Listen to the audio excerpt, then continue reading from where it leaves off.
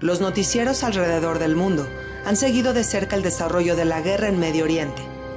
El ataque del 7 de octubre, la ofensiva israelí, la situación en la Franja de Gaza, la entrega de los rehenes, etcétera, etcétera. Pero poco se habla de cómo han vivido los israelíes estos meses de guerra, cuáles son sus sentimientos y qué cambios han existido en su rutina cotidiana. Para ello, Vivian Cohen creó el blog The Little Things, que habla sobre estos detalles de los que no se habla en medios de comunicación, pero que nos dan una gran perspectiva de lo que se vive en el Estado de Israel.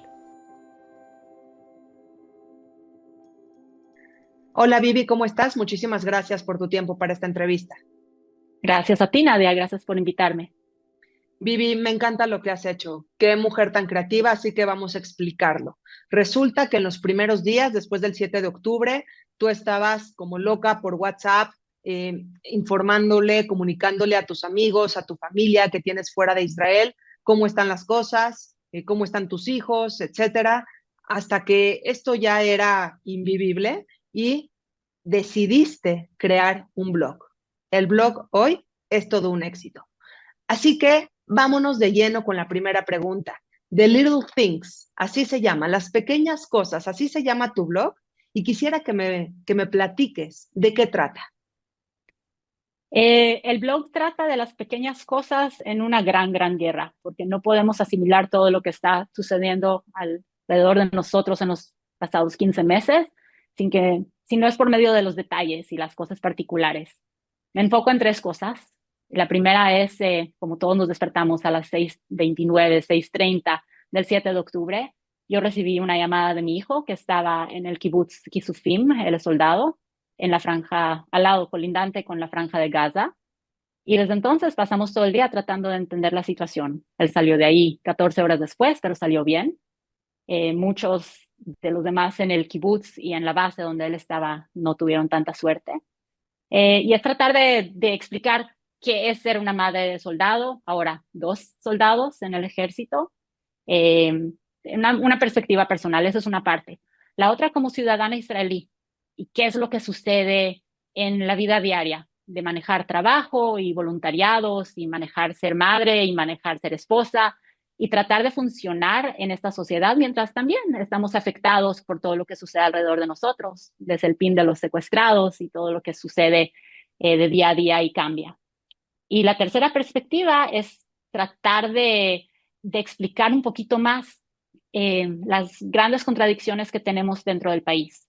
Gente que tiene muy distintas visiones políticas, pero que pueden llegar a acuerdos y pueden llevarla. Gente que va a las protestas de un lado y del otro. ¿Por qué hay tanta división en la sociedad israelí? Y es algo que también nosotros estamos tratando de descifrar. Y es muy difícil entenderlo si no lo vives dentro de Israel.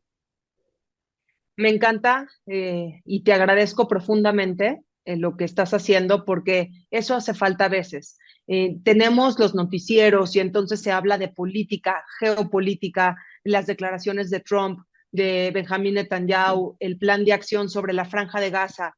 Sí, pero ¿qué opina la población israelí? ¿Y qué opina en tu cena, en tu conversación entre amigos, en la manifestación a la que acudes?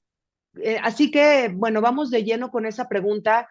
¿Cómo ves tú hoy a la sociedad israelí? ¿Qué tan dividida? ¿Y cuáles son estas principales divisiones? ¿Cuáles son las posturas que los dividen? Cambia de hora en hora. Te iba a decir de día a día, pero cambia de hora en hora. Eh, Básicamente, la sociedad estaba dividida no desde el 7 de octubre. Todo el año del 2023 fue un año de mucha división por la reforma judicial. Y hay quienes dicen de un lado y del otro qué tanto se tenía que hacer. La manera en que se hizo fue muy divisora y de hecho hubo muchas amenazas y también levantaron la bandera roja de que iba a causar eh, problemas de seguridad. Y así fue, así se cumplió. Entonces llevamos ese tema que no está definido, que nunca se solucionó y sigue dominando los titulares. Incluso ayer, en lugar de estar hablando de los secuestrados, estaban siguiendo con los ministros con la reforma judicial. ya por ahí está una gran parte. La otra parte, y es una parte complicada, también dentro de la sociedad hay quienes tienen diferentes visiones de la seguridad de Israel. Eh, Izquierda y derecha ya no son temas que están muy bien definidos. Toda la sociedad está en un rango que se mueve a un lado o también al otro. Y a veces sí hay una correlación con antigobierno, pro las familias de los secuestrados, aunque no debería de ser. Así ha sido vendido y está complicado el tratar de mantener la unidad y tratar de mantener un discurso civil con herramientas que nos permitan comunicarnos y escucharnos y no nada más gritar el uno al otro. Eh, y había mejorado en los últimos 4, 5, 6 meses. Pero esta semana, con las declaraciones de Trump y con el regreso de Netanyahu a Israel, que también está en juicio, también hay mucha división al lado de eso. Y ahorita el acuerdo que está en peligro, incluso la primera etapa del acuerdo para liberar a los 76 secuestrados que quedan hoy en día, la gente está muy, muy consternada, muy dividida, a pesar de que el 80% de la población está a favor del acuerdo, tal cual está hoy. Lo que pasa, Vivi, es que no está fácil opinar, no está fácil generar conclusiones. Hay tantos factores sobre la mesa y todos son sensibles ante todo, no solamente el Estado de Israel, sino el pueblo judío, que es difícil de verdad sacar conclusiones y uno va cambiando de opinión. Lo que quisiera preguntarte ahora es por el día a día, porque aprovechando que tu blog se llama Las Pequeñas Cosas, háblame entonces de las pequeñas cosas, de tu rutina, de cómo a partir del 7 de octubre la rutina se ha modificado en tu vida personal y en la vida de tu familia. También en temas económicos, supongo. Claro, en cualquier aspecto de nuestras vidas. Las primeras 2 semanas después del 7 de octubre me la pasé como el 80% de la población siendo voluntaria en diferentes causas. Nadie pudimos regresar al trabajo y era algo, de hecho, que el trabajo lo exhortaba. Tengo el privilegio de trabajar en high tech y de estar en una compañía estable que lo permitió y que no lo alentó además de todo. El primer golpe fuerte, fuerte, sucedió a los 3 días de la incursión en Gaza, cuando Lavi Lipschitz, uno de los mejores amigos de mi hijo, cayó en la batalla. Cambiamos de modo, hicimos switch y estuvimos muy involucrados también en organizar la Shiva. ¿Y qué significa la Shiva de un soldado joven, un joven de 20 años, comparado con lo que nosotros conocemos que es una Shiva normal? ¿Qué significó para el país? Porque fueron los primeros 3 caídos de la guerra. Déjame interrumpirte tantito para los que no les queda claro lo que es la palabra Shiva. Es el duelo judío que dura una semana y que siempre se hace, pues cuando una persona muere, los dolientes principales, los familiares más cercanos, tienen una serie de pues acontecimientos en la casa de manera un poquito privada, que a veces ya no es tan privada, para recibir a toda la gente que quiera acudir a dar el pésame. Vivi, ahora que me platicas de este duelo tan terrible que sufrieron de una manera tan cercana, una pérdida de un joven, pues, soldado israelí, ¿cuál es la diferencia? ¿Te metiste en la organización de este duelo? Y supongo que implica otra infraestructura. ¿Cuál es la diferencia de un duelo de un soldado israelí a un duelo de otra persona común y corriente, quizá que muere pues ya en la tercera edad? Creo que el primer cambio es el hecho de que cualquier soldado que cae en batalla, su nombre es anunciado en las noticias con su foto y se vuelve parte del etos nacional. Y hubo amigos de la Vi que escucharon de que él cayó en la batalla en las noticias de las 6 de la tarde. Y es un golpe para todos. Y todos se sienten, y me refiero también a vecinos aquí de la colonia, como de gente que llega de otras ciudades, llegan a visitar a la familia que está sentada en duelo, a los abuelos, a los tíos, a los padres, a los hermanos. Llegan a darles galletas y comida y apoyarlos y a escuchar la historia y a escuchar del niño o del joven, de cómo era su vida. Mucha gente estuvo en su funeral.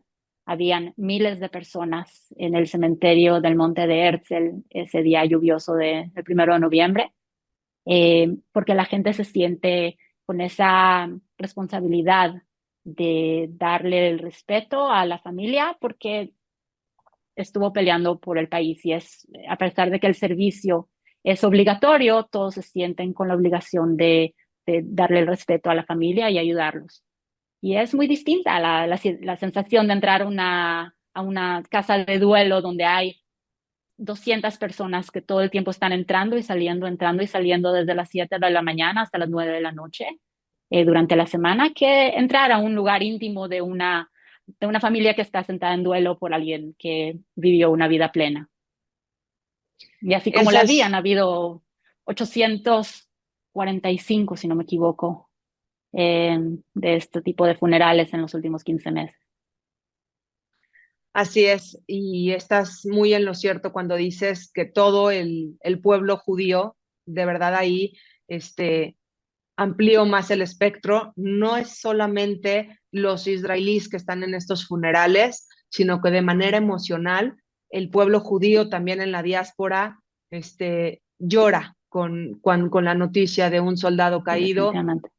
Son jóvenes que pueden ser nuestros hijos, que agradecemos desde la diáspora, que están entregando su vida, arriesgando por Am Israel, por el pueblo judío. Y bueno, pues es una pena a lo largo de toda esta guerra cada muerte. Sigamos hablando de las pequeñas cosas, porque tú mencionaste algo así de manera muy rápida, pero no lo voy a dejar escapar, porque tú dijiste que los primeros días había un servicio de voluntariado por todas partes, por parte de todos los israelíes. ¿Cuáles eran las tareas principales que se llevaban a cabo en esos días? Al día siguiente, el 8 de octubre, el país estaba paralizado. No habían tiendas abiertas, pero por el otro lado había que mantener farmacias y había que mantener almacenes de comida y había que mantener a los niños ocupados. Una gran parte de los esposos e hijos mayores y padres de familia fueron reclutados a servicio de Miluim, de reservas. Quiere decir que muchas esposas o también esposos, en el caso de que llevaran a la mujer, se quedaron como padres solteros. Y no hay escuelas abiertas, muchas personas se voluntarizaron para ayudar a estas familias, tanto a cocinar, a llevar, a traer niños, a entretenerlos. Se organizaron grupos de recolección de ayuda porque no había equipo básico, incluso en ciertas unidades del ejército, de cómo podían hacer llegar baterías y calcetines y todo tipo de equipo. No estoy hablando de equipo de guerra, estoy hablando de equipo básico. Eh, Todo tipo de, cuando empezaron a enterarse de cuántos secuestrados habían y cuántos muertos, eran casi 1.200, 1.300 muertos el primer día, quiénes eran los afectados, crear listas, cómo se empezaron a organizar las familias de los secuestrados y formar el foro. Hubo mucha gente involucrada en eso también. Y también incluso cualquier persona que tenía entrenamiento en ayuda social, psicólogos, psiquiatras, trabajadores sociales, empezaron a contestar líneas de teléfono de ayuda de prevención de suicidio, de ayuda de primeros auxilios, cualquier cosa. Muchos jóvenes recolectaban comida fuera de los supermercados para hacerlo llevar a personas necesitadas. Toda la sociedad estaba involucrada y creo que ese sentimiento, y eso es parte de lo que traté de transmitirle a mi familia y después al resto de los lectores del blog, en especial en esas primeras semanas caóticas, fue lo que nos salvó. La sociedad civil, cuando el gobierno estaba completamente paralizado en los primeros días y semanas, la sociedad civil levantó al país. Así es, Vivian. La verdad es que ha sido una sociedad israelí ejemplar, la manera en la que se han hermanado, porque lo único que hay que impera ayer, hoy y siempre es esa identidad colectiva que los identifica como un solo pueblo. Ahora, quisiera terminar con esta pregunta. Tú como israelí que estás dentro de la población, que vives la guerra en el día a día, que las alarmas te despiertan cuando un misil viene en camino y entonces hay que correr al refugio. Mi pregunta para ti es, ¿cuáles, ¿cuáles son las principales diferencias que tú notas en lo que nosotros vemos en los noticieros, en el día a día, a lo que realmente se vive dentro del Estado de Israel? Y además hablaste de las alarmas, y sí, fue algo que nos acompañó por muchos, muchos meses. No hemos tenido una sola sirena, una sola alarma en el último mes, que es un milagro. Después de haber visto las 2 noches de los misiles y drones de Irán, que no podemos creer que vivimos a través de ello. Y es muy sensacionalista cómo se ve de afuera. Obviamente, cuando yo veo lo que pasamos, pues claro, es mucho. Pero creo que lo que no se ve del otro lado del mundo es cómo la sociedad es una sociedad sana. Es una sociedad que se cuestiona, es una sociedad que todo el tiempo está en debate, que todo el tiempo está ayudándose unos a los otros, a pesar de que estamos en desacuerdos muy fuertes y muy básicos.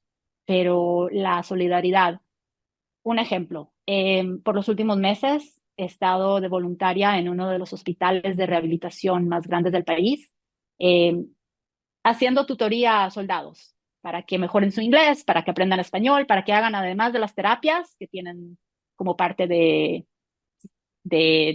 terapia física, de rehabilitación, que tengan otra cosa para hacer. Y la solidaridad que se encuentra en ese tipo de lugares, la burbuja de gente que tuvo que parar su vida, gente, reservistas de 40 y de 50 años, o jóvenes de 19 y 20 años que perdieron el uso de una mano, perdieron un pie, que no pueden ver en un ojo, que están internados, siguen compartiendo, ayudándose, no importa si son drusos, si son árabes, si son de izquierda, de derecha, religiosos, no religiosos. Esa solidaridad se ve y muy clara.